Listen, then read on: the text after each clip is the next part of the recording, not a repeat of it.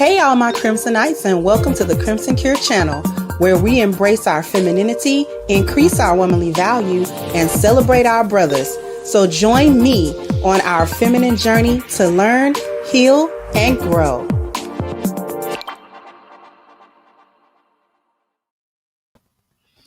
Hello, everyone. How are we doing today? Hopefully, everybody is doing well. This is part 2 of the discussion that we had before. If you need part 1, it was the live stream that I did on Wednesday. It's the last live stream that's listed up on the channel. You can definitely go and check that out. Once again, shout out to This Might Be Risky and DJ Hemp and everybody over there. Because this is where the source material is coming from. So just a little bit of a recap before we jump back into it. Recently, over the past week, I want to say this was about, let's see. This was almost 2 weeks ago, like 10 days ago. This live stream took place, this conversation took place. And the conversation ended up surrounding itself on white people. You know, this is in the aftermath of the CK situation, you know, and speaking on that community's violent tendencies, cultural issues in the same manner in which we speak on ourselves. And I note that a lot of Black people had a big problem with that. We kept going back to our Blackness. We kept going back to who we were, what our problems were, you know, what was going on with us, how our culture is bad, how our, you know, framework is bad, and the issues that we have. Thank you so much for kicking off the contributions, Prada. I appreciate you so much. Thank you so much. And I want the one thing that I realized before we start sharing and picking up sort of where we left off is that just because we talk about other communities, you know, in the same way that we talk about ourselves, and communities that talk about us, mainly specifically white people, talk about us, that does not exempt, nor does it remove us from talking about our own accountability. If out of 1,000 times of talking about our own accountability, the one time we talk about somebody else's, how does that erase the other times that we talked about us? It's the same thing when I start talking about lionesses and then somebody come along and talk about hoes. Well, we talk about hoes all the time. So if we talk about the good at some point, or we talk about the other side of a conversation or another perspective of the same conversation, how is it that we are now not acknowledging or not holding ourselves accountable for the things that we get into culturally, or the problems that we collectively have?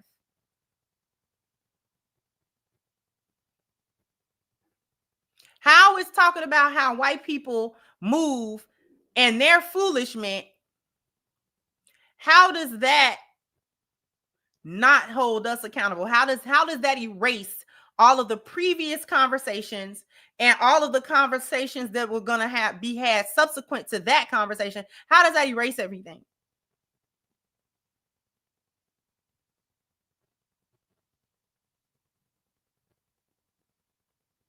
Like, we kept going back to who we were, or who we are, or the perception that we have of ourselves.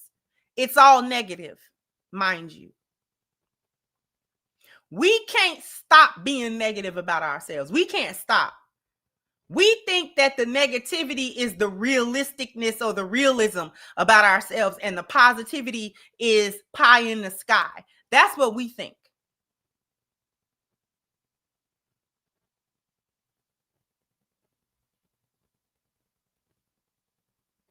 We don't even want to hear about the positive things that we do. We don't want to hear about the positive things women do because it feels better. It's more salacious. It feels right at home to talk about all the negative stuff that women do and all the negative women and all of the bad behavior. We don't want to talk about the good men, the men who are out here really doing things, and not just men with a job and men making their own money. I'm talking about real, you know what I'm saying, like activity. Men are doing all kinds of stuff. They're inventing things. Black men are helping their communities. Black men are building things. It's all kinds of things going on. We don't talk about that because it's not salacious enough.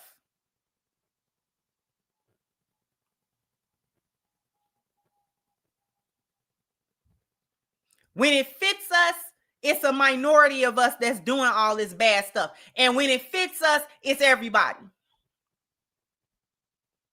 So depending on the time and how right we want to be in an argument, all the women are hoes, or it's a minority of women that's doing, all the dudes are Ray Rays and Pookies, or it's a minority of dudes that's doing X, Y, and Z, blah, blah, blah, blah. That depends on how right we trying to be in whatever dispute or argument we trying to have. Nothing is ever consistent. The only thing that's consistent is that we're going to go back and start talking about ourselves in a negative light no matter what. The so-called gender war has gone on as long as it has because we like talking about each other like this. Without a solution, without a way out, without the light at the end of the tunnel. It's moved from discussing issues, you know what I'm saying, in order to really understand the issues, it really in order to overcome them eventually, to it's filler, it's time wasting stuff, it's entertainment.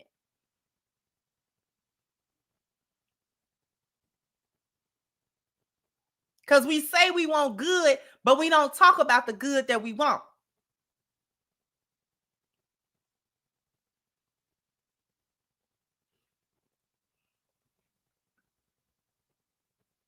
I start talking about spiritual value. I start talking about a value system, you know what I'm saying? And it's like it's tuned out.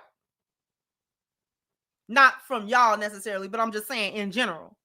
Those types of conversations get tuned out. Don't nobody want to hear that.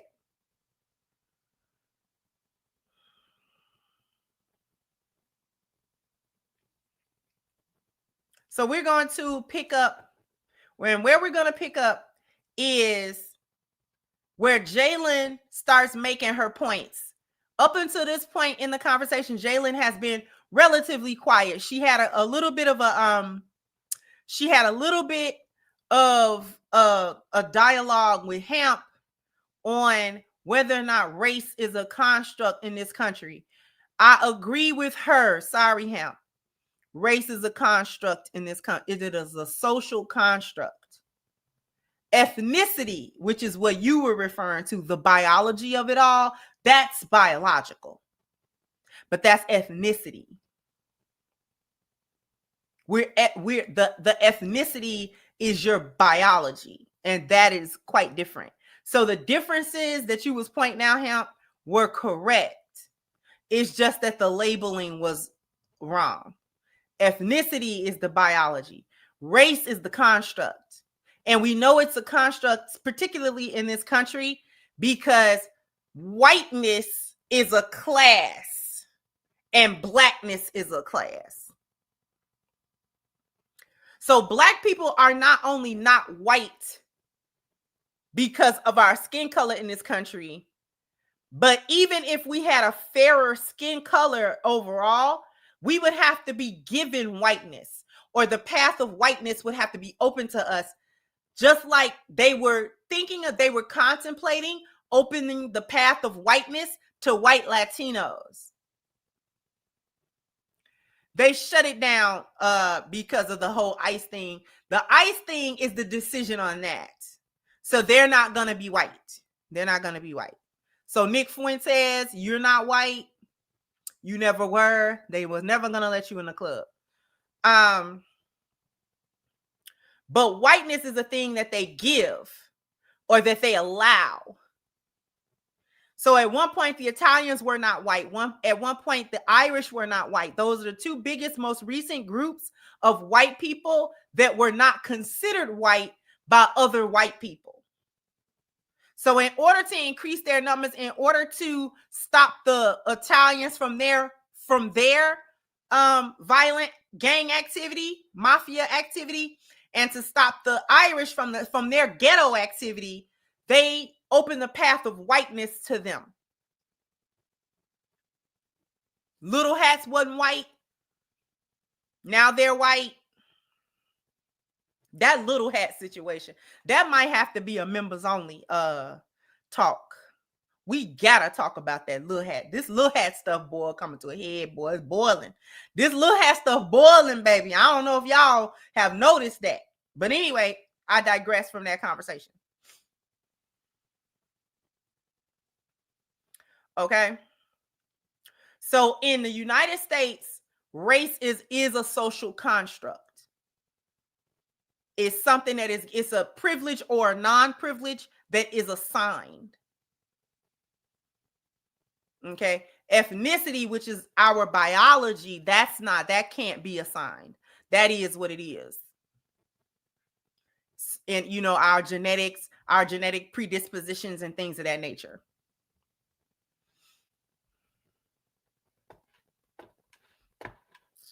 We know that, but at first, the other white people did not ingratiate them into whiteness. So we have to realize that the Little Hats that of today have been ousted from every country. Don't nobody like them.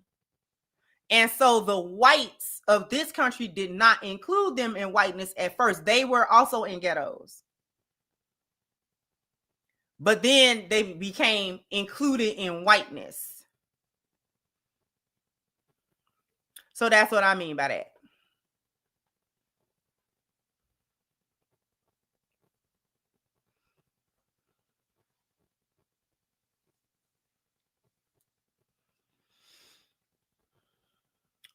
Because their ability to grow afros and all that kind of stuff. So it's a little ethnicity. It's a little ethnicity thrown up in there. They got it sprinkled up in there. You know what I'm saying? They got it sprinkled in there. They wearing it. They a wolf in sheep's clothing. They literally wearing somebody else's clothes, and we know who. We ain't gonna get into the conversation. You know what I'm saying, sis? We know who they cosplaying.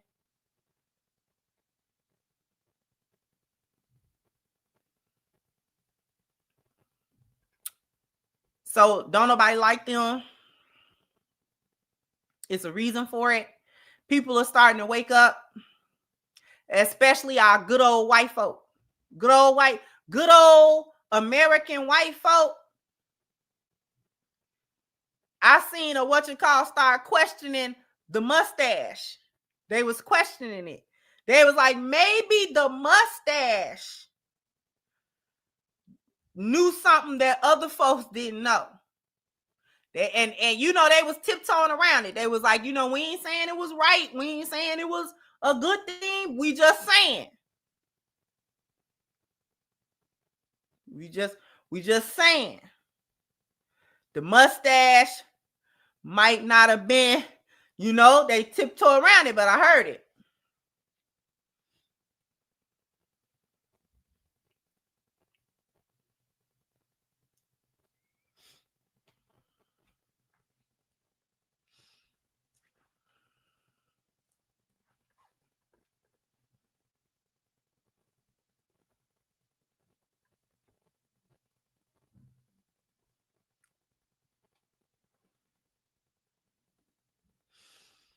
So we're gonna go ahead.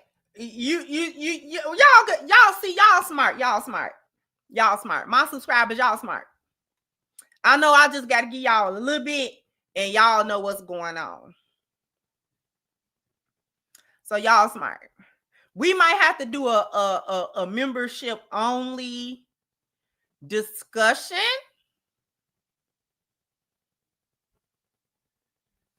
about Little Hats.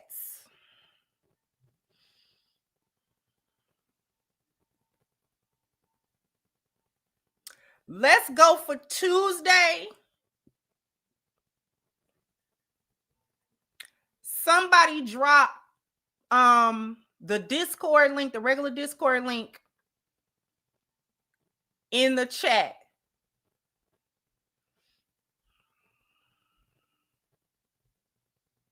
Because we're gonna have to do it in the members only section of Discord. This is going to be members only content. So somebody put the Discord link in the chat. Those of you who are I might have to start color coding members or something, because I want y'all to DM me or something and tell me that y'all are members, and tell me y'all YouTube name so I can see it.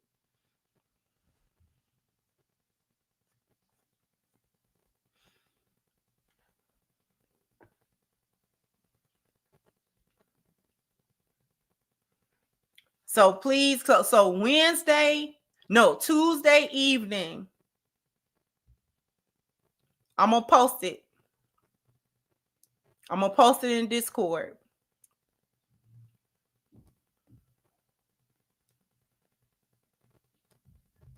I'm gonna post it in Discord. We're doing it in Discord. We're not going to do it on YouTube. We got to do it in Discord so I can really talk how I need to talk. Because even membership on YouTube, every member count. It don't matter if it was gifted to you or anything.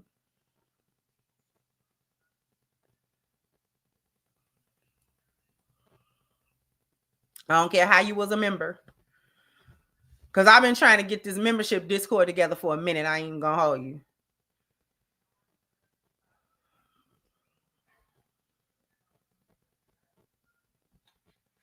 Because I need to talk the way that I need to talk, and I need to show clips the way I need to show clips and things of that nature.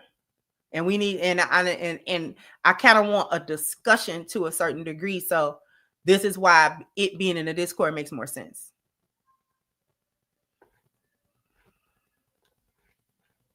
Thank you, DJ IT. Oh, thank you, President Jafar said blackness and whiteness in the U.S. are caste systems similar to caste systems in Latin America and India. Exactly. Thank you, DJ said many blacks have discovered that bashing each other is profitable. We sold each other out not only for profit but for entertainment also. Racecraft by Fields, Karen E. Fields, Barbara J. breaks this down. And thank you so much, Devon, for the super sticker. I appreciate you, sweetheart. Thank you, Orlando, for becoming a member. Now you have been promoted. You are now one of my elite employees. I appreciate you. Okay, so we are going to go ahead and get this really started. My mods just every so often post the Discord link so that people can actually see the Discord link. It's also in the description as well. If you scroll all the way down, the Discord link is there as well. So if you miss it in the chat, you can actually hit it in the Discord. You can become a member by pressing the join button. I do think that they put the join button away on the mobile where people can see it on mobile. I think you got to come out of the chat though in order to see it. If not, you would be able to do it on your laptop. It has a join button right below the video.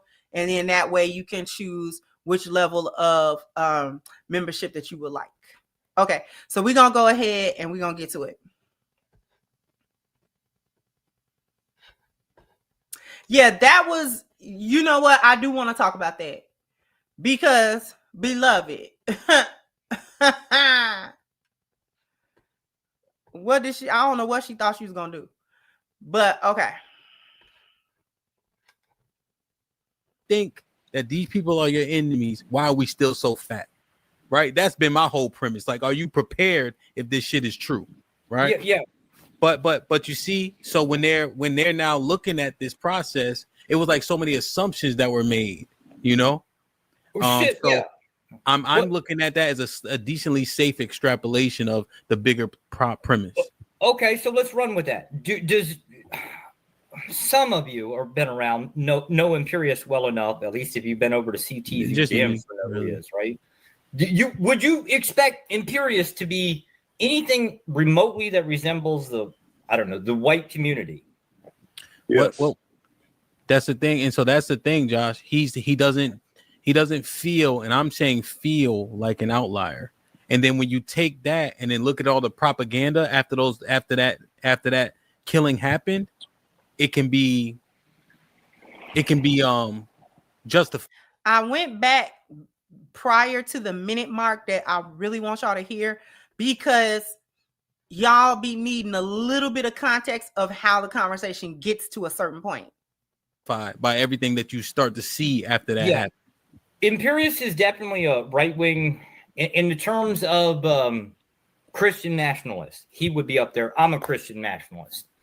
So we believe in the concept of violence, religious rule, basically. And then we're considered so much more far right. We're considered far right extremists, but we're also a fringe group.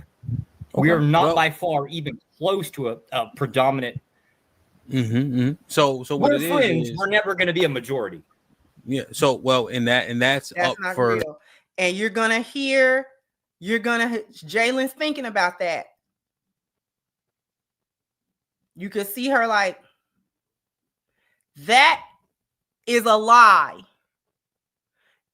Christian nationalist ideals is not fringe.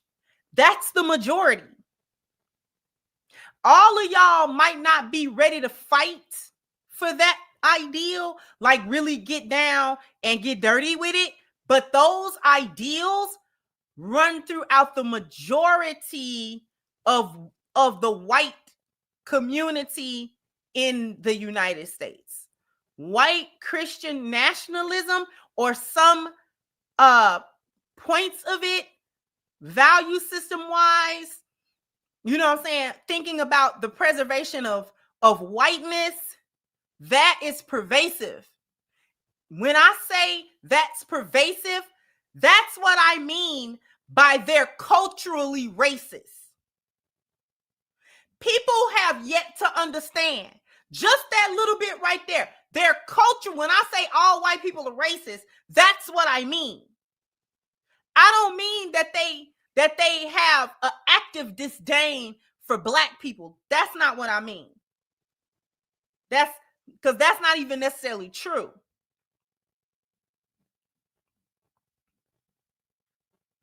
Culturally, they believe in the preservation of their race and their so-called value system and stuff like that. They don't want to be erased. They don't want to be erased. And they know that it's easy to do. So the system of white supremacy was constructed in order to preserve them. The fact that it oppresses others is a byproduct.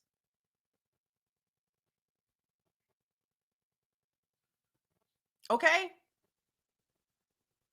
So he's gaslighting right there. How do we know that the concept of the preservation of the white race is the majority of them and not a fringe group? How do we know that? Can anybody think of a recent event where all the white people got on code?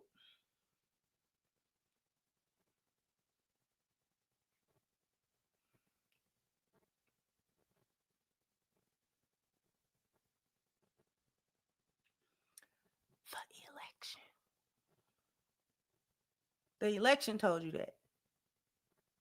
The election told you that. Because not all of them are ready to throw hands about it necessarily.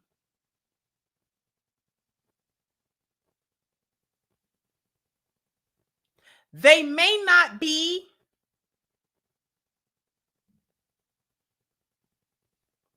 ready to go to the end with it per se right now, but the mindset is certainly there.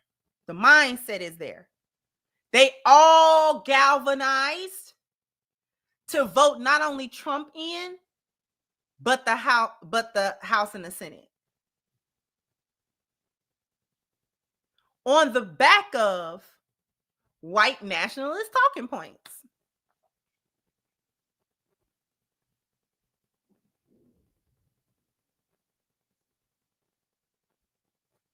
The fact that she was not elected proves not only that women are not practicing feminism, but that feminism itself is an offshoot of white supremacy. They were in line.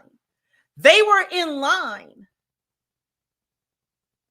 All this stuff I be talking about. See, I don't just get up here and just say stuff because I think it sounds cool. I know what I'm talking about. They are in line. They are in complete line.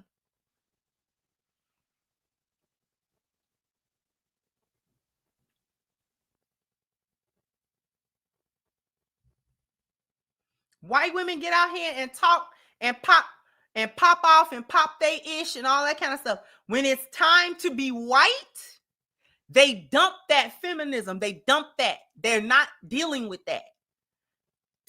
We're going to be white today. We're white right now. They voted for him the first time. We're white. We're white. All that girl power, we just ain't got nothing to do. And since feminism is an offshoot of white supremacy, it's on code for them. It's on code for them. They have not fallen out of alignment with their whiteness just because they want to be feminists. Feminism is in line with it. Because they say with their mouth, we want the women to go back and not have no rights and be in the house. But how many of these so-called white nationalist wives and women are in positions of power within their organizations? Didn't Erica Kirk just get in a position of power? Her husband said women's supposed to be in the house.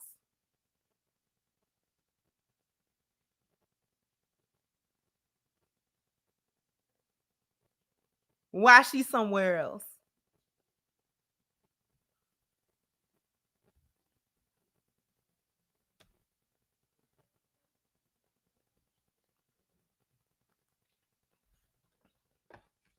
No, they radical. See, here's the thing. Here's where like the two things have to connect that don't seem to be congruent with one another. The reason why the practice of radical feminism is destructive to Black people, but not so much white people, it's like to white people, is because it is white supremacy. It was always going to destroy us. It's a destabilizing agent. But the thing that I'm trying to get everybody to understand, Orlando, is that white people are the originators and they live by the lost value system. They are the originators of and they live by the lost value system. They don't live by this. They portray themselves to live by this when really living by this. So that backwardsness works for them. It don't work for us. It don't work for nobody else. It just worked for them. Because that's the way they gotta live. They cannot live in harmony. They can't. Not from a value standpoint, not from a spiritual standpoint, not from a moral standpoint, not from a practical standpoint, not from a physical standpoint. They cannot. They can't. Everything gonna wipe them out. They know that.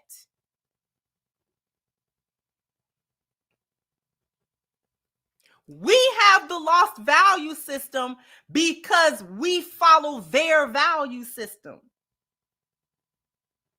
The disconnect is that we don't understand how they succeed and we fail. That's because it's their system. It was designed and tailored for them. anybody else that take up on that system is like an infection. It's like they're the carrier host, so they ain't got hardly no symptoms. But if they infect somebody else, that other person gone. They gone because they don't know what to do with that.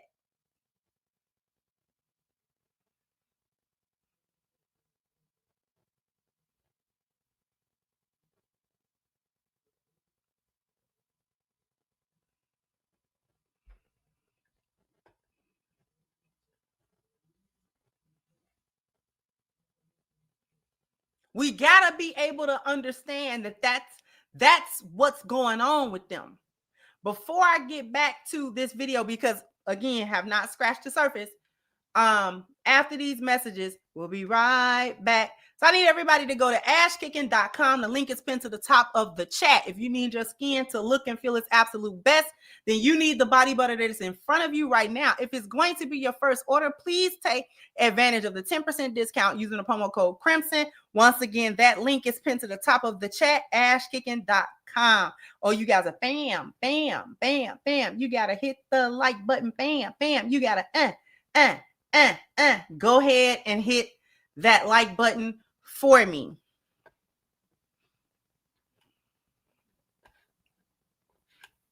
That's speculation not true. In debate, right? Essentially, see, Jay said that's not true. So like let me do this. Let me do this. Right?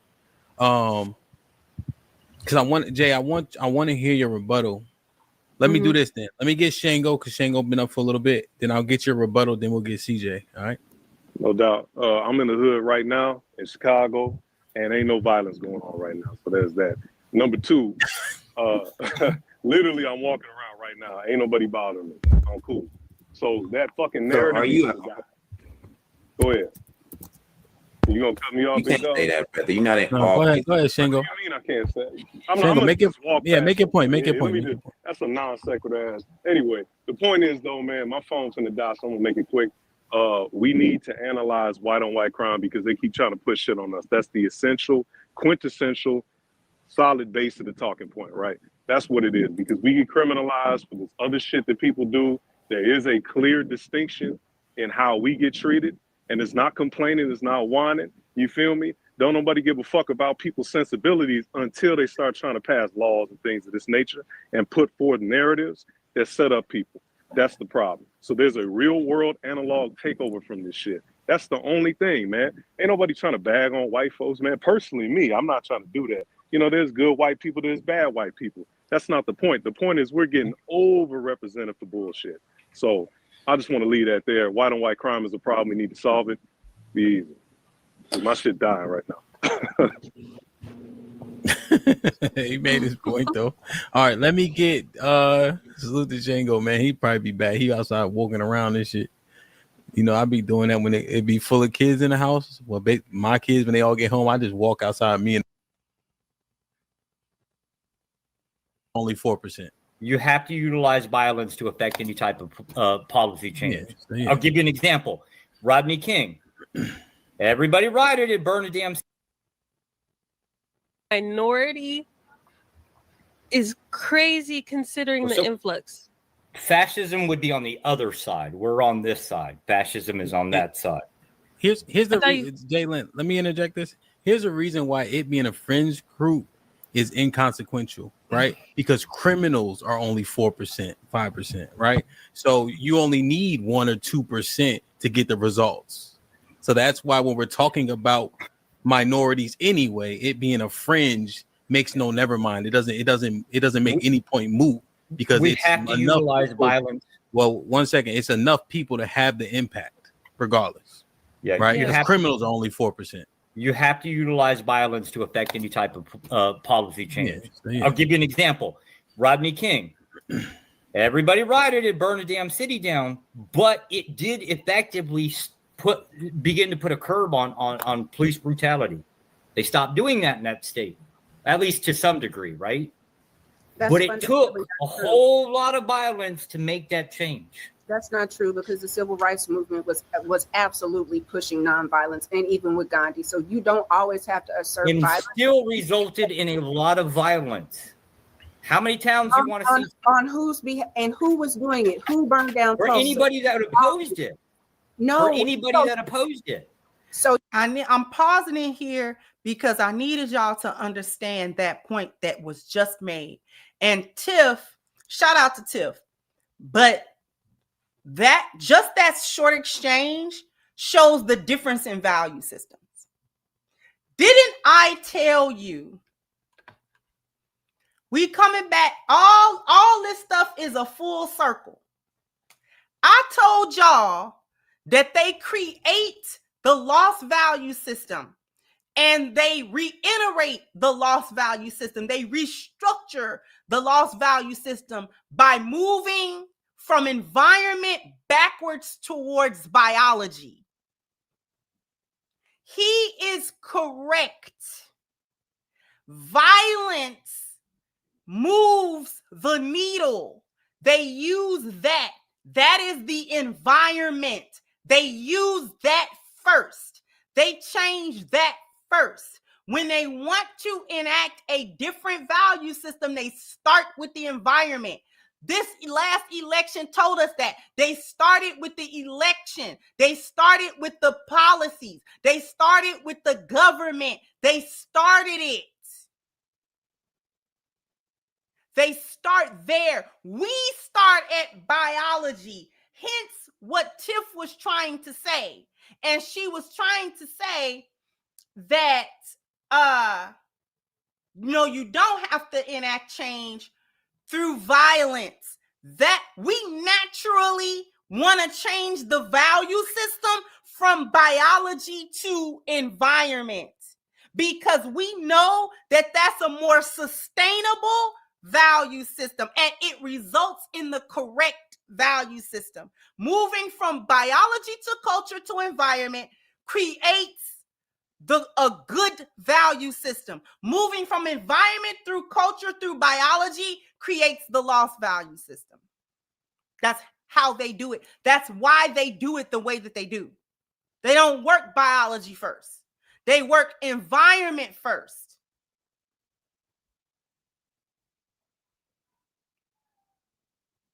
So the conversation that Tiff was trying to have with him, she's thinking with her black mind. He's not.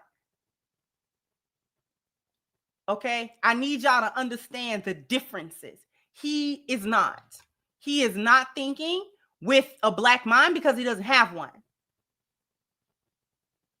She's thinking of instances where black people tried to create change via biology. When I say biology, I mean we were trying to change our minds. We were trying to change our mindsets. We was trying to change how we perceive the world from a basic human standpoint. That's what I mean by biology.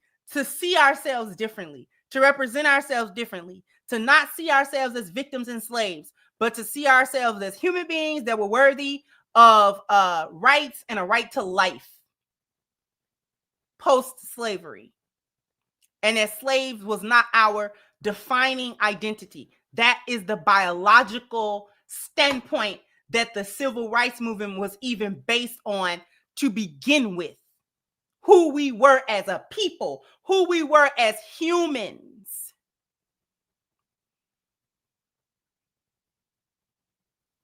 Okay? The establishment of the human being.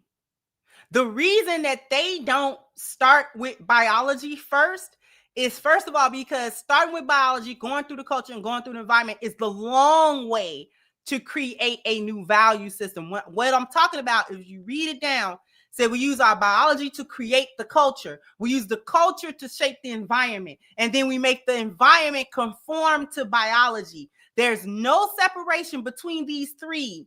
All three interact fluently with one another and all changed by the other one.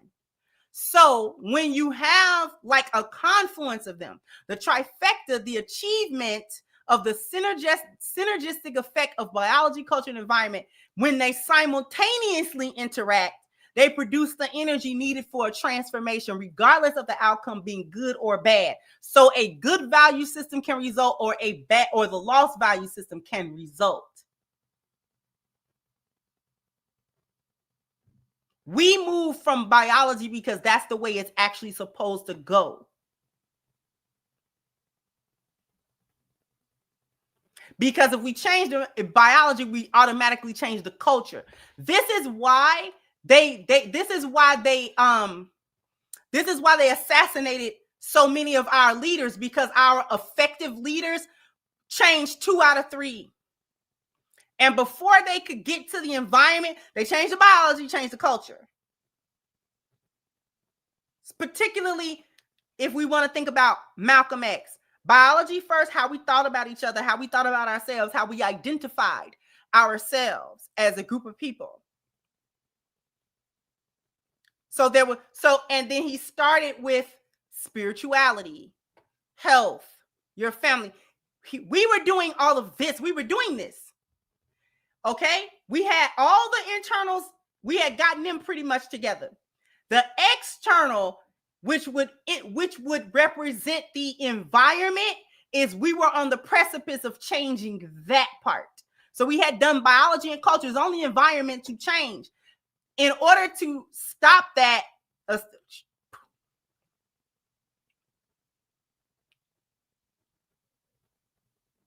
consistently assassinating our leaders put the biology and the culture in a flux.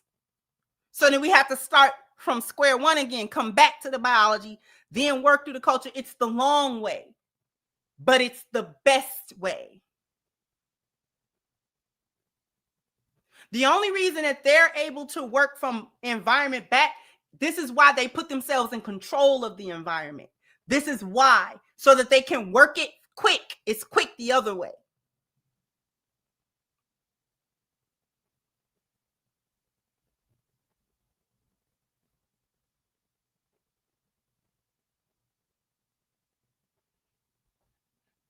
So the point that they try to stop us is our thoughts. They don't like it.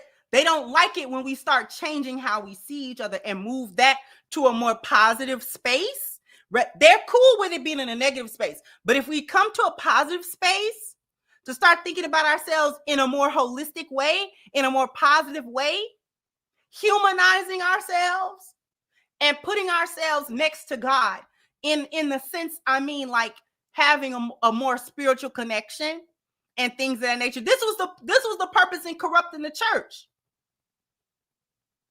This was the purpose of corrupting the church in the Black community. Why do you think that they was corrupting it?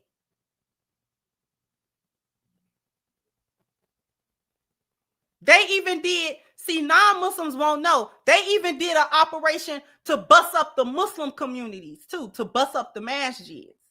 The masjids still exist, but it was like the attendance went way down. To destroy the seat of power, to destroy, because that's where we get our power from. That's where we get our power from. They know that. We know that.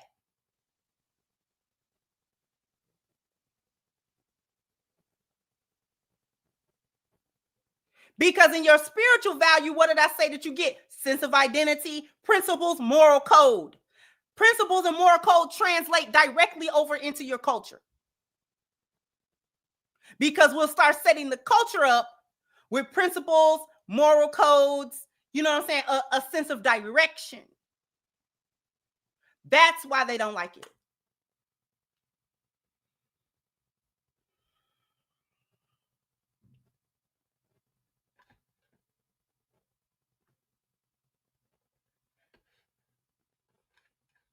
Are you saying that Black people, they burned down Rosewood? Black people burned down Tulsa? No. See, it's not about the content. I'm going to skip a little bit. They didn't utilize violence to get rid of Kimmel, right? And so they brought him back, meaning no change. That's the whole point. If you want something to change, you're going to have to utilize violence. Remember, they brought him back because of freedom of speech, right? Why is there a need to separate? Like y'all are all one group. There's no reason to separate. Absolutely not. Whites are guys not agree- in one group. Jeez. I'm talking She's absolutely correct again. She gonna cook. You know what? I'm gonna shut up. I'm gonna let Jalen cook. about Christian nationalism, white Christian nationalism. We're even within that, we're not one group. You Andrew are. Wilson, in a prime example. Andrew Wilson, he Hey, supports y'all- monarchy. Yeah, don't theocracy. go over my limit of name dropping. All right. I'm sorry. Apologize. All right. No, we don't. We don't even have the same prescriptions. Not even the same government. You don't have the same. You don't have the same prescriptions, but you guys all agree the fact that you guys are Christian nationalists. Yes. Okay, so you are one group with subsets. Correct. And Okay, we fight against each you other agree. Thank constantly. you. Great, that's any group. But on the worldwide global stage, you are all Christian nationalists, whether you want to agree that being nonviolent is a way to do it or being violent is a way to do it. Y'all are all the same because you identify as a Christian nationalist. But you're basically now basically adding perception in there. What people look. We don't care what people think or what it looks like. We care about the effect that it has on it. Okay. She was correct.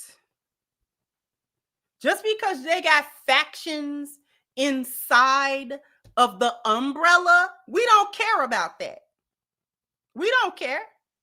The main reason why we don't care about it is because they get in one mindset when it comes to preserving themselves. They start speaking openly about the white preservation. They start speaking openly, but when they feel that their collective backs are against the wall and annihilation is there, they're very sensitive to that. Because again, it's easy to do. It's easy. We can breed them out. Everybody with melanin can simply breed them out. All we got to do is start mixing with them. All that we have to do is start mixing heavily with them. We'll breed them all the way out. They'll be gone. They'll be gone. They know that. Dr. Francis Cress Welsing told you that. I'm telling you that. So just because they have nuances and, factions that don't quite think that violence is quite the way, they want to work through the system, they want to work through politics, they want to work through maybe the financial, they want to work through the institutions in order to maintain. And then you got a faction of them say, no, we got to take everybody's head off. We got to take everybody's head off. Everybody's head got to roll. Heads got to roll. And that's just the way it is.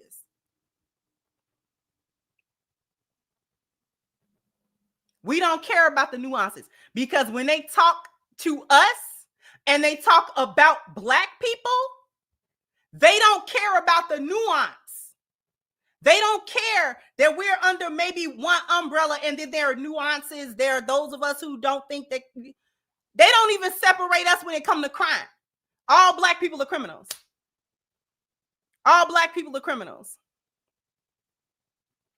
All Black people are gang members. All Black people are shooting up their neighborhood. All the Black people are drug dealers. All the Black people. And then we internalize that understanding.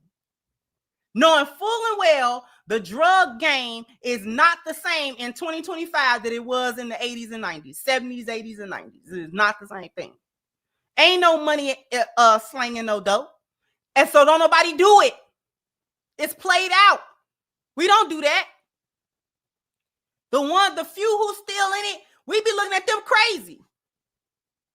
What are you doing? You're not making no more than minimum wage doing this. What are you doing? Dispensaries put the weed man out of business.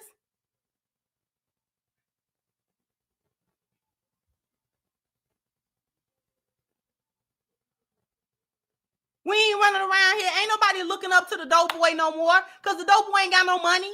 He ain't got no car. He ain't got no riches. He ain't coming up. He ain't doing nothing. He in jail. He making less than minimum wage, standing out there all that time trying to sell them little jabs. Ain't nobody doing that. That's been dried up. The drug game been dried up.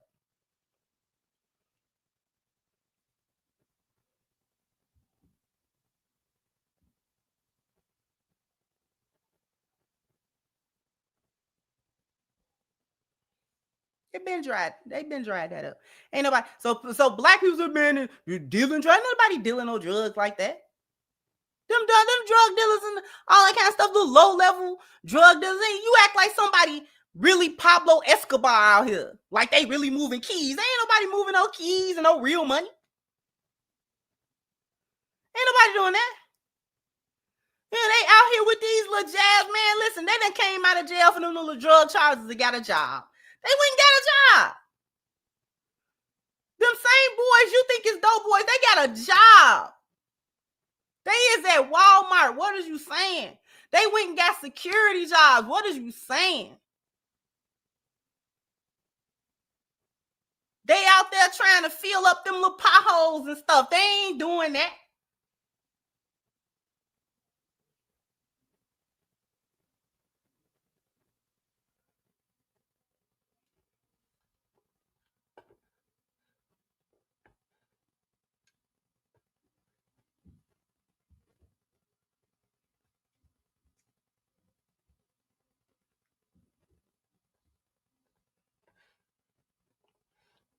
That's the difference. And this is why we kind of promote the idea of violence ultimately is how you settle a problem. Sorry, Tiff, diplomacy always fails. It delays the inevitable. Fight now, fight 25 years from now. But diplomacy always fails. You're hearing this from Mr. Cartwright's mouth. Diplomacy always fails. They're always going to fight. They're always going to get it to a point where blood is going to have to be shed over ideals, and specifically in order to preserve themselves as a group. Even if they have to delete a subsection of their own group, they don't mind that. They don't mind that.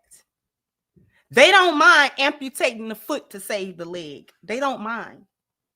That's the cost. That's the collateral damage. That they're good with that.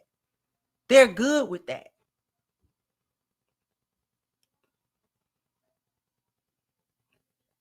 So us trying to be constantly diplomatic with them, that's where we fail, because they don't think like that. We do. We think talking to them changes things. We think that if we have good Negro behavior with them, if we are good Negroes, if we are good little Negroes, that they will somehow love us and that they will somehow respect us and that we can get positive acknowledgement from them and some kind of validation. I don't know why you're looking for it, but you're looking for some type of validation from them. We think that if we are good little Negroes, then we can get our little pats on the head and our little butter biscuits, and you go head on and you go sit down like a good little Negro. That is not how that works. It's not how it works because it's not how they work. It's not how they work. When they didn't like what went on, they stormed the Capitol. These are the people that we're thinking about. When they don't like what's going on, they start fighting. See, they tell stories like the Boston Tea Party in a patriotic frame, that they were going for freedom and this is why they were fighting. They was hoodlums raiding them ships and raiding them shipments is what they was doing. Because if it had been black people doing the Boston Tea Party, it would not have been framed in the positive patriotic way that the Boston Tea Party and other such historical incidents are portrayed.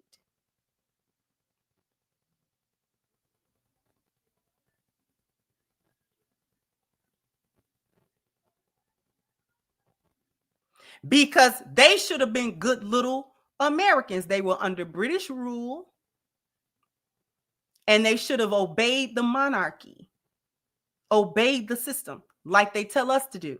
No matter what we think the system does to us, or whether or not we think that we're suppressed by the system, or because they fought, because they felt like the system of British monarchy rule was unfair to them and oppressed them and suppressed them, they started fighting.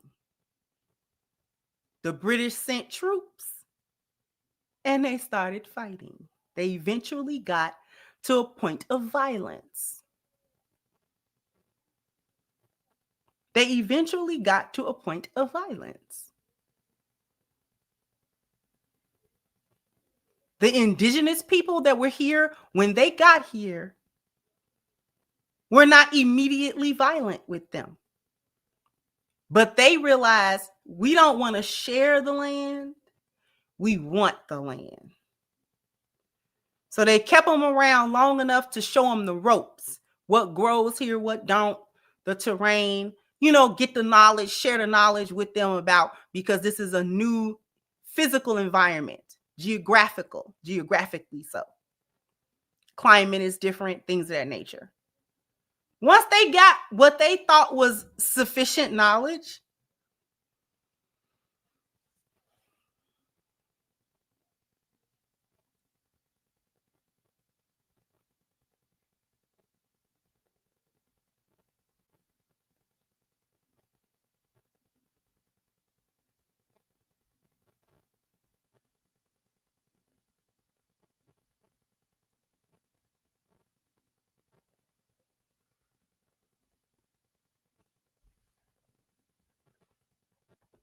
so they like getting to points of violence. That's how they think. That's how they do things. That's how they do things. It would behoove Black people to understand that that's who you're dealing with. A group of people, a collective group of people with a collective ideology that diplomacy does not work. However, they told Negroes that the way to be a good human being was to be diplomatic. See, Martin Luther King's civil rights movement was predicated mainly upon nonviolence. If we're good little Negroes that don't pose physical threat, and we simply want rights, and we simply want the ability to be mobile in this country without harassment and without, being in physical danger all the time. We need to be able to work. We need to be able to move around, but we're not here to hurt you. How many times did they hurt? He just said it. He said it was violent. And Tiff was like, on whose behalf, which was a good question, because they came with violence, even when we do not.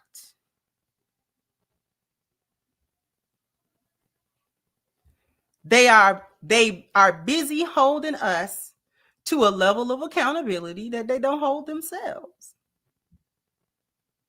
They're busy holding us to a level of accountability to which they do not hold themselves.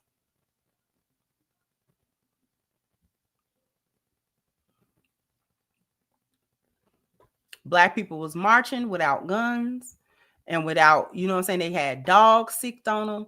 They was lynched. They were shot. They were hung. The men and the women. The men and the women. So when Black people be trying to act like our behavior is what precipitates Mr. Cartwright to do what he do, that's a lie. Exactly, babe. This is why Malcolm X wasn't playing it. This is why the Black Panthers wasn't playing. We're not doing this nonviolent stuff because we saw what you did. See, they'll try to talk good to a certain degree about MLK. Now, they hated that man. They hated him. They hated Martin. They hated him. And then want to have the audacity to tell Black people who should be our heroes and who shouldn't. Y'all shouldn't look up to MLK. You shouldn't look up to Elvis Presley, but you do. You shouldn't look up to General Lee, but you do. You shouldn't look up to all the Confederate losers of the South, but you do. Put monuments of them and everything.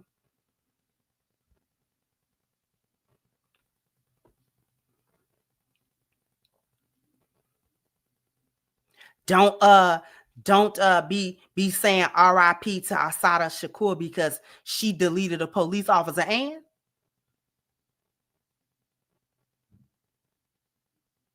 you don't tell nobody who to honor and who not. Like the audacity and the unmitigated gall.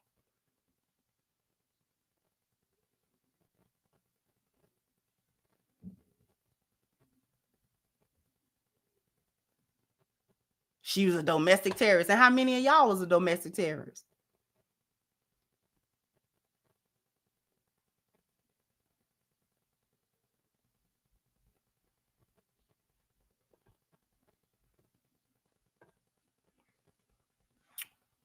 Let's jump to this.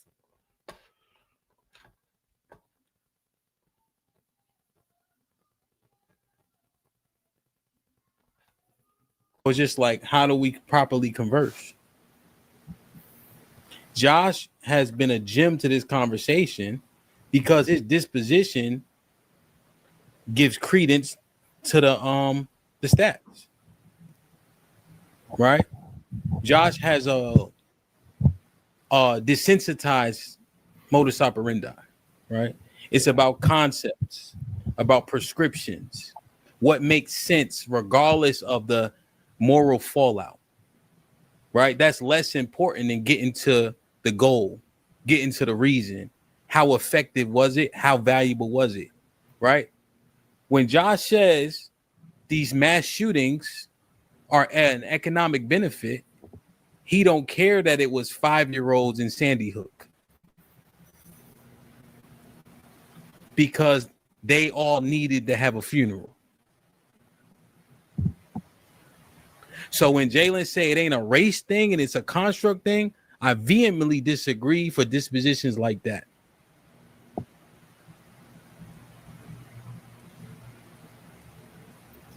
We got our shit for sure, but we having a conversation. Right. We all have. And I'm not using that against Josh, but I'm using it because that's what was presented in the conversation. We all have our agenda, and it should be the case that whatever your agenda is should be consistently and constantly pushed. Yeah. Ain't no vacation time. But the problem, the pushback I have with that is now if your agenda is not going to take a stat from a certain website to manipulate into a way to paint another group a certain way, but then you don't look at the same stats that everybody got the 13 or 12% account for 50% of the crime came from the same place that DJ Ham showed you. And when you look at the stats, you look why can't we do that? Why can't we? Well, I'll agree to you. You can take any stat and push it any direction you want, right? You can just rephrase it a little bit and push an agenda. Why can't that be done? Because it's a lie. And then you take away from why can't the agenda be shit? Why we as white people, as white men in our culture that are supposed to be the patriarchs of our culture, there's honestly an issue going on in our culture. Maybe we on the right should hold ourselves accountable and clean up our own house. Just like you had the Nation of Islam back in the day. Shout out to Captain Zarzak with the Hebrew Israelites, and they go into black communities and they hold all people accountable, right? Why couldn't Charlie Kirk and a group of white nationalists, as you said?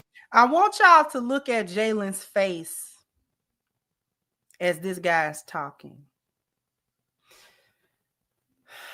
Hey, march through white communities talking about the drug abuse, talking about the R word, talking about the whatever other issues that we saw on that crime stats is heavy in your communities.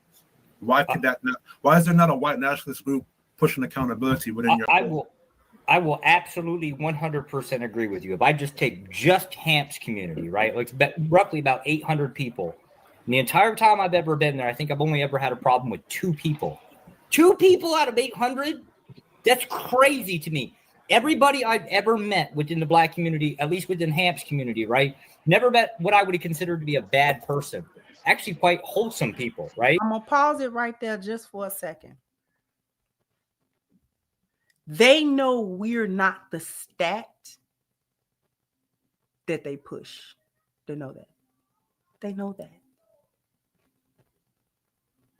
The reason why Mr. Cartwright and his ilk go so hard is because they know that.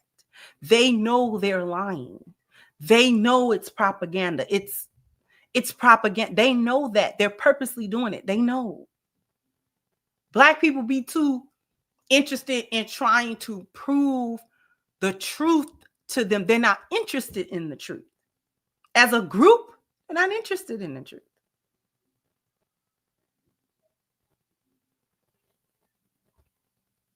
They know that Black people were not lazy, but as soon as chattel slavery was outlawed on the books, they started calling us lazy. We was lazy then. We was lazy Negroids.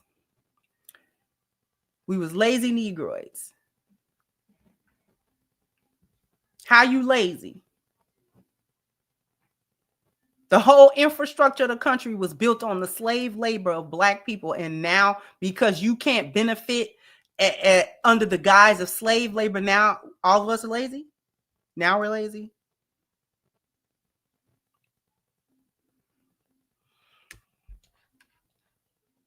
She gonna start cooking in a second. When you boil this down, again, everybody's got an agenda to push. Why can't they do it? Why does propaganda have to be honest? Because it makes the other person look bad, and then you pass law and legislation to monitor that group of people. If you're opposing another, hold on, Joshua. We're talking about white nationalists. You're asking white nationalists.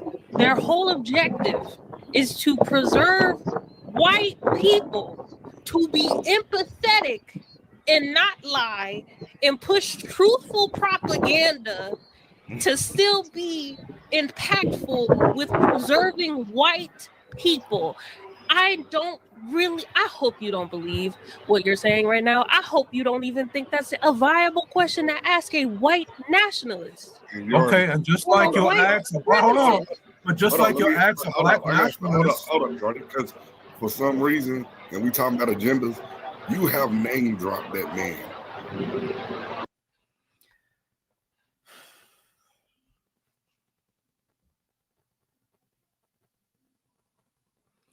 It could not have been stated any better than Jalen put it. Why are you worried about whether or not they engage in truthful? It's propaganda. By definition, it will not be truthful because it makes the other person look bad. We know. They know. But do you know? That's the whole point. The whole point of it is to infiltrate, to put it out there. Black men are criminals. They're sexual deviants. When who's the sexual deviant? In mass, the sex offenders list is filled with who? In the majority. So why? This was the weakness that I didn't like on that whole panel. Trying to get them to understand it from a moral. Stop doing that.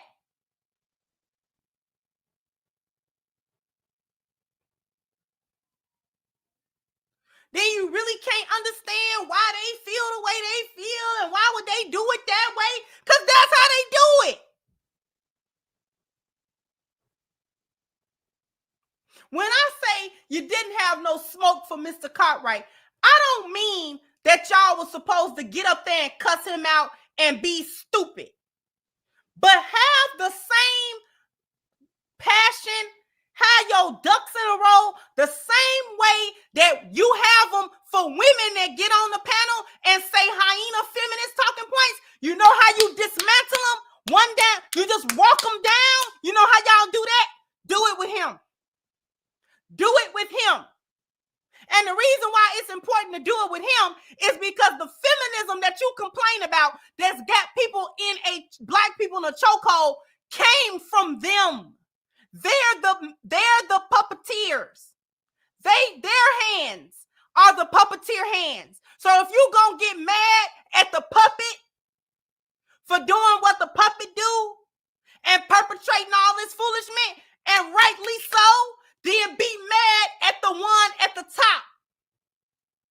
that's got the foolishness rolling downhill be mad at that. Be just as mad at that.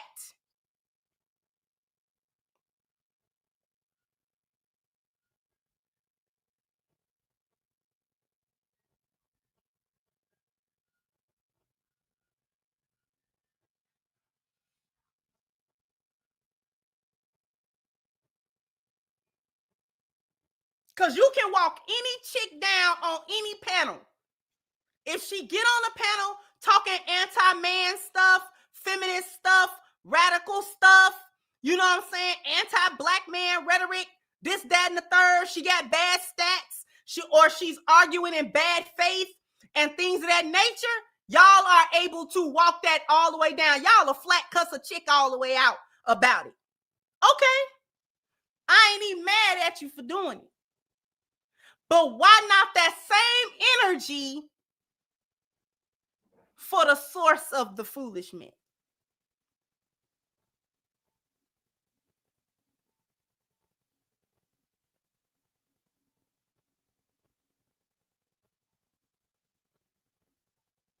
Now all of a sudden, you don't understand white supremacy and how it works. You don't know if all the white people think like that or not. When they got a whole system and institution set up that way, now we don't know who's doing what. You know, we're not so sure. Now we're not sure.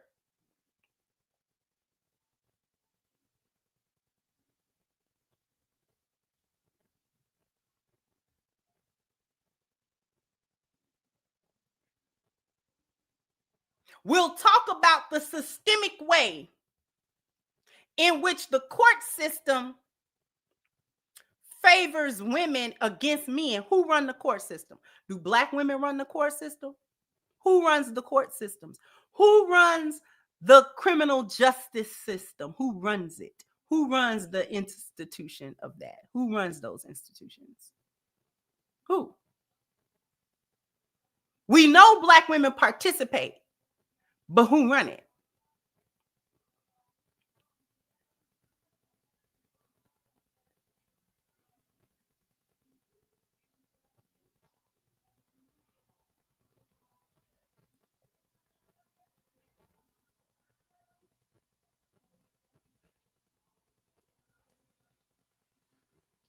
So we're mad at the participation, which you have a right to be.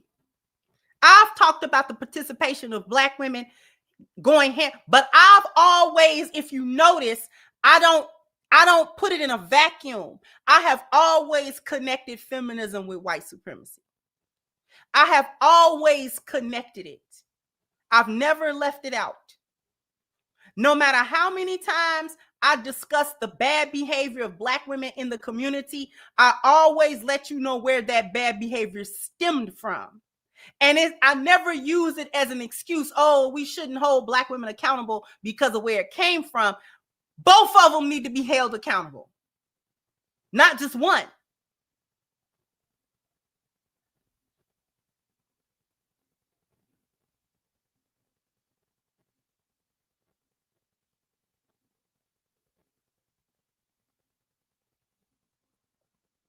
If we're quick to say that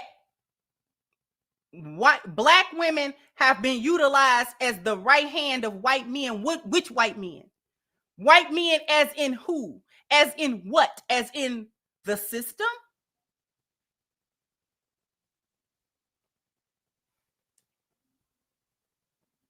This is why I don't respect when certain content creators get on here and will go tooth and nail against feminism, and then when it talks about white supremacy, where feminism comes from, now all of a sudden they don't know that exists or not.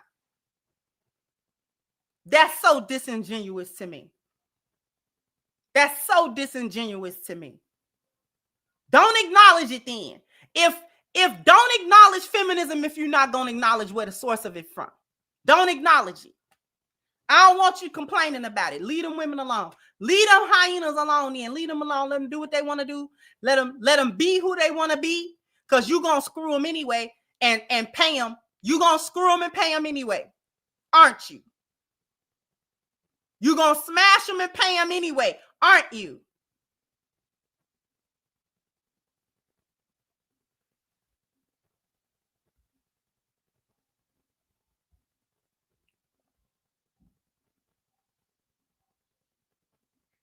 So what's the problem with the hyenas then? You like them. They got big booties, remember? And good coochie, remember? So that's all that they worth. So let that be all that matter to you. Don't talk about the ins and outs of feminism and the ins and outs of the destruction that it wrought on the Black family and how, you know what I'm saying, Black men and Black women haven't been able to come together as family unit. Don't do no deep dive if you're not going to go all the way to Mr. Cartwright. If we're peeling the layers back, peel them back.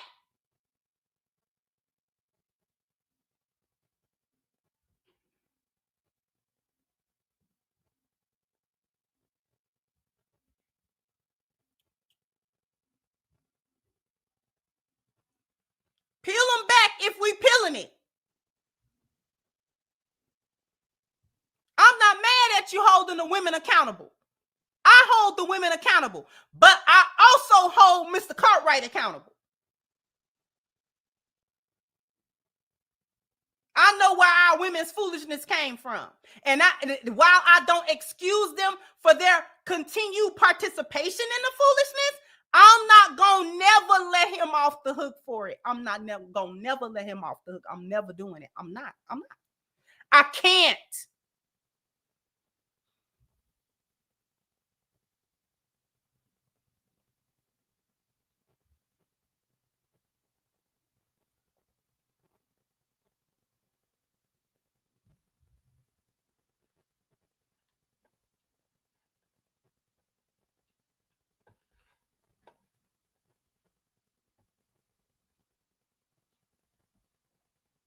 You can't hold one accountable and don't hold the other one accountable. I'm not down with that. All of it with the accountability. Black women for continuing to go down this path after it became evident what the path was about and how destructive it was.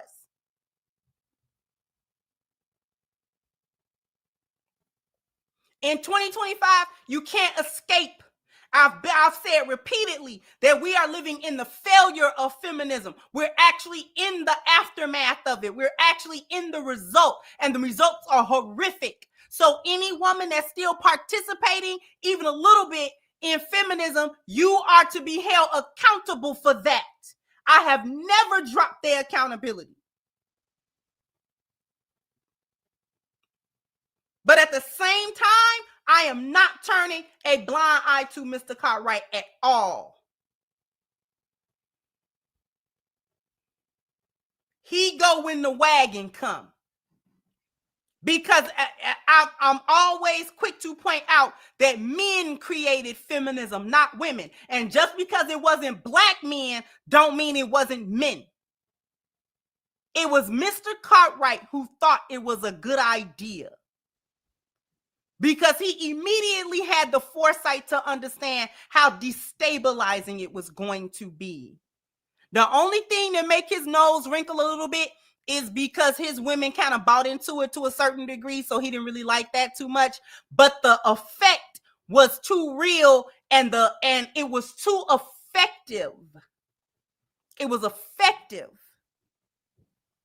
It destroyed, like I said before, feminism, and the fruit of that tree destroyed Black people in a way that open, barefaced white supremacy could not do. We were too resilient in the face of that. But if the call come from inside the house, that's different. Which is why they started trying to push it to other countries that they wanted to destabilize, start pushing feminist ideas and things of that nature, liberal ideas to those countries and those people. Because you could destabilize an entire society with it. They understood that. So he put his woman up to it, kind of sacrificed a percentage of them if you just want to be honest, because he knew a percentage of them were really going to buy into it. He didn't care. It was the reward was worth it. The ends justified the means. So yes, a section of his women were going to be cast aside. He's fine with that. But it worked magnificently.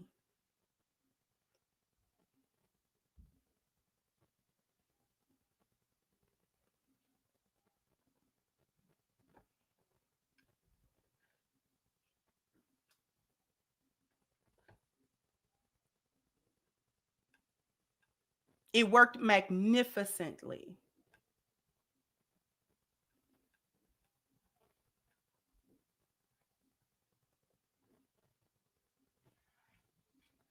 So what, he had to sacrifice a percentage of his women.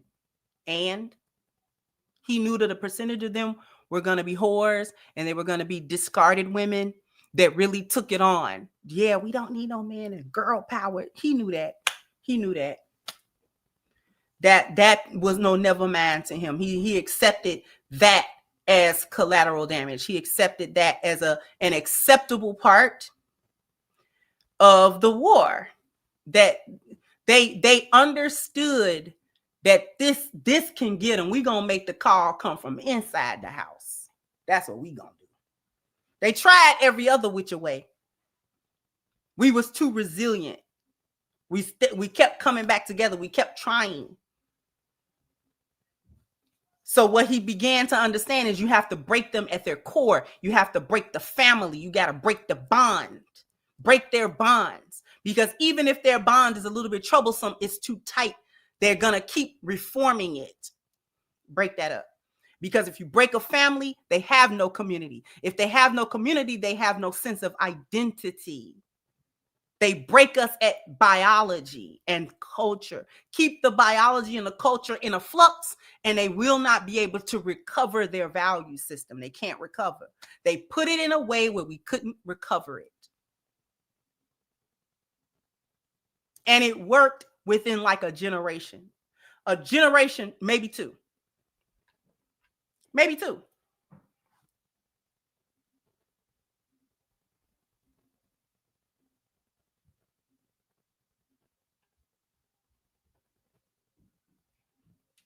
It was an entire CIA operation, especially the second wave.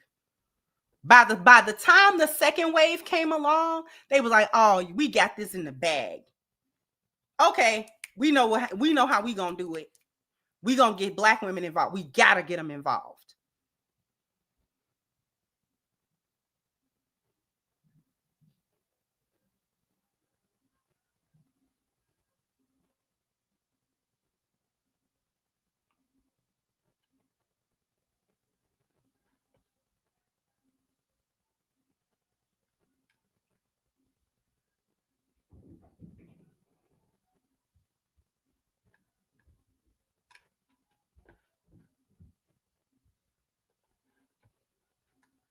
Thank you, Carlos. Said you consistently prove my conspiracy theories, and I don't like that. I love your channel. If you like The Boys, watch Gen V. I have not gotten around to Gen V. The Boys is a trip. If y'all ain't seen The Boys, The Boys is like a warped version of the Justice League. It's like if the Justice League was corrupt, this is who they would be. Homeland is a psycho. But it's, if you can look beyond the layers, it's actually real good. Thank you so very much. Thank you. Quantum said the game is now AI, blockchain, crypto in the overall market. Nobody got time to waste trapping. There's no money in it. Yeah, there ain't been no money in trapping in a minute. Thank you. Something to think about. Said we invented in everything, person or thing, into these spaces that go against who we are. We invited. I'm sorry. What we've been through and where we need to go. It's 2025. Why we need to talk to a racist to see how racist he is. Unfortunately, there were too many of us that didn't understand their mindset. See, you can't deal with somebody if you don't understand them. And it was unfortunate. I get what you mean, but it was unfortunate to see. Thank you, Alex, that they came from thousands of years living in caves in the cold. leading their own to get closest to the fire. What you think they're gonna do to you? Thank you again. Quantum said, how could one reason with the unreasonable when this is the blueprint of their culture for centuries? Why would you even pacify the senseless when you know the morality to them is null and void? Exactly.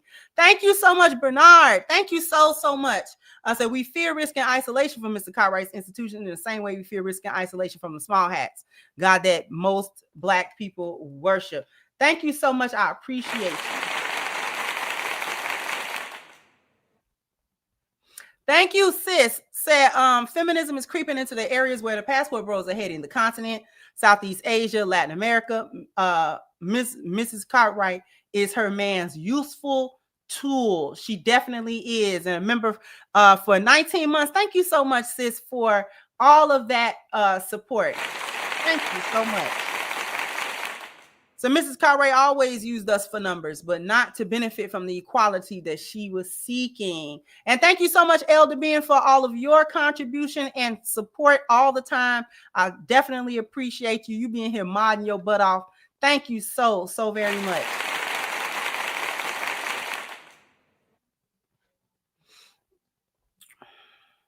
I don't think that I'm going to do a part 3 to this. I want to move on.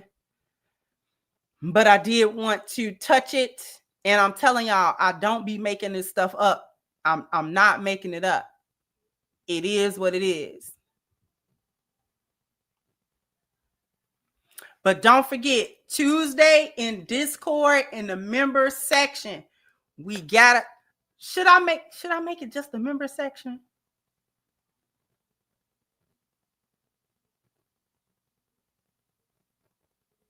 Should I make it just the member section or just my Discord in general?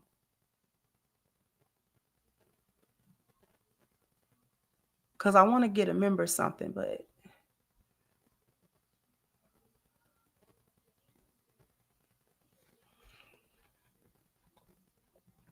thank you, Aquanaut. I appreciate you. Thank you so very much. I'm going to get on up out of here. No, what, Miss Francois? Don't make it members, or no, what? Don't put it, make it members or not? Discord in general. Y'all want the Discord in general? All right. We'll do the Discord in general. I'll post the time so that people can be well aware, but we're going to do it on Tuesday. Not late, not real late. But we're going to do it on Tuesday, probably early evening, late afternoon, something like that. All right. Jump down in the comment section. Let me know what you think. Like, share, subscribe to the channel if you have not. Once again, I'm your host, The Crimson Cure, and this was my perspective. Bye-bye, Crimsonites.